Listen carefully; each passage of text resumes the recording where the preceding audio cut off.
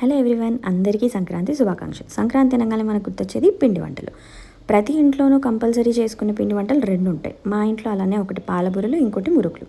ఈసారి విచిత్రంగా ఏంటంటే పాలబూరలు నేను చేశాను. సో ఆ వీడియో పెట్టేద్దామని ఫాస్ట్గా వీడియో తీసేసి పెట్టేశాను. Going in to the details of the recipe.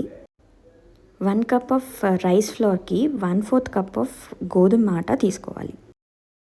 1 cup of rice ఫ్లోర్కి 1 కప్ ఆఫ్ జాగరీ తీసుకోవాలి. It should be grated jaggery.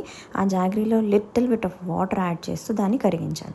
ఈ కరిగించిన దాన్ని స్ట్రెయిన్ చేసుకున్న తర్వాత స్ట్రెయిన్ చేసుకున్న లిక్విడ్లోకి పౌడర్స్ మనం ఏమైతే ఫ్లోర్ తీసుకున్నామో rice flour and wheat flour ఆ రెండింటిని మిక్స్ చేసుకోవాలి. మిక్స్ చేసుకున్న తర్వాత కొంచెం బ్యాటర్ కన్సిస్టెన్సీకి వచ్చిన తర్వాత దాంట్లో ఇలైచీ పౌడర్ యాడ్ చేసేసుకొని దెన్ కీప్ ఇట్ అసైడ్.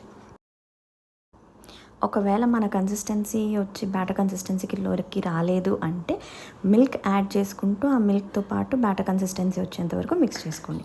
ఇక్కడ నేను కొంచెం బేకింగ్ సోడా యాడ్ చేశాను సో దట్ నాకు ఫ్లఫీగా వస్తాయని చెప్పి, and a pinch of salt also just to equalise the sweetness.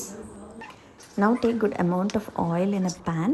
బాగా హీట్ అయిన తర్వాత సిమ్లో పెట్టేసి then you need to add this batter with a ladle so that పూరీలాగా వచ్చిన తర్వాత అది దానంతట అదే పైకి లేసేస్తుంది. లేసిన తర్వాత you need to flip it. So 5 to 10 minutes medium ఫ్లేమ్లో మీరు కనుక దీన్ని హీట్ చేసుకున్నట్టయితే లోపల కూడా మంచిగా కుక్ అయ్యి వచ్చేస్తుంది.